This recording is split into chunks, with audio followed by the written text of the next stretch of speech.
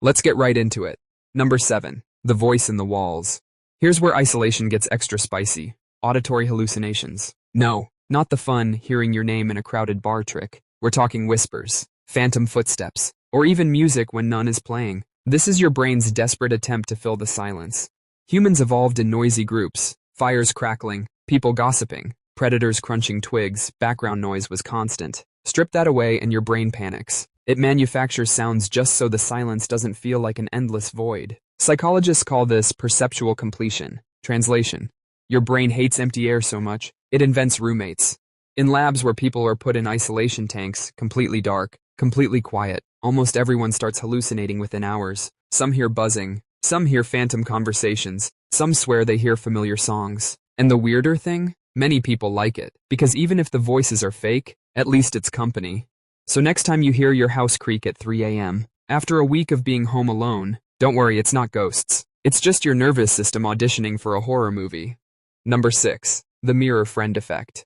Imagine walking by a mirror after 4 days of total isolation and jumping out of your skin because, oh wait, that's you. When people spend too much time alone, mirrors get freaky. Psychologists call it derealization or self-distancing. Basically, your brain starts treating your own reflection like another person. This happens because your social circuits are desperate for interaction. They're so hungry, in fact, that your own face starts looking like a potential friend. Creepy? Yes. Harmless? Mostly. In experiments, people deprived of human contact reported feeling watched when staring at themselves in the mirror. Some even claimed their reflection moved differently, like it wasn't fully synced up. That's not paranormal, it's your visual processing breaking the fourth wall.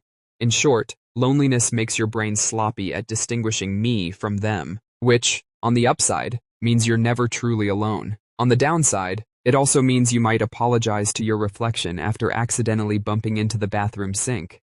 Basically, your brain is running Windows 95 on dial-up, and your reflection is just another pop-up window you didn't ask for. Number 5. The personality shift. Here's the kicker. Long-term isolation can straight up change your personality. Not temporarily, sometimes permanently. People who were once bubbly extroverts often report becoming more introverted after months of being alone. Others go the opposite way, turning way more needy for social contact once they finally get it. Why? Because isolation forces your brain into survival mode. Your default traits, like being chatty, organized, or adventurous, get pushed aside by the new priority, coping. Over time, those coping strategies can hardwire themselves in. A people person who adapts to solitude might discover they now prefer it, while a natural introvert might rebound into extreme clinginess once human contact returns. Psychologists saw this clearly in long-term solitary confinement cases. Even after release, people reported paranoia, emotional blunting, or permanent changes in how they trusted others. But it doesn't take prison to notice it. Ask anyone who lived alone through lockdown and suddenly realized, wow, I actually like being antisocial now, or I never shut up anymore. Help. Basically, your personality is not some solid marble statue, it's more like Play-Doh. And isolation? That's the toddler smashing it around until it looks nothing like the original. Number 4. The social skills rust. Picture this. You finally leave your house after weeks of glorious isolation, and suddenly you forget how to do basic human things. Do you smile? Do you wave? Why does your voice sound like a frog in a blender? Congratulations, you've got rusty social skills. Isolation messes with what psychologists call social calibration. Normally, constant micro-interactions, like nodding at a cashier or small-talking about the weather, keep your social gears oiled. Without those tiny tune-ups, your ability to read facial expressions, tone, and timing goes out the window. Suddenly, sarcasm feels like rocket science and small talk feels like a hostage negotiation. Prison studies, Antarctic expeditions, and even pandemic Zoom calls all showed the same thing.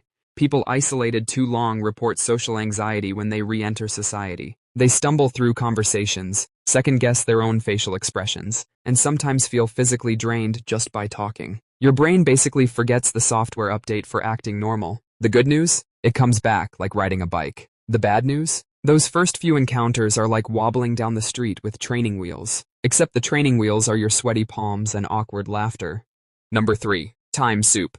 Ever notice how a week of isolation can feel like both 5 minutes and 5 years at the same time? That's because your sense of time goes completely feral when you're alone. Normally, your brain measures time using social markers, work shifts, conversations, someone yelling happy birthday while holding a cake. Strip those away, and the clock in your head stops ticking like a normal clock and starts acting more like a Salvador Dali painting.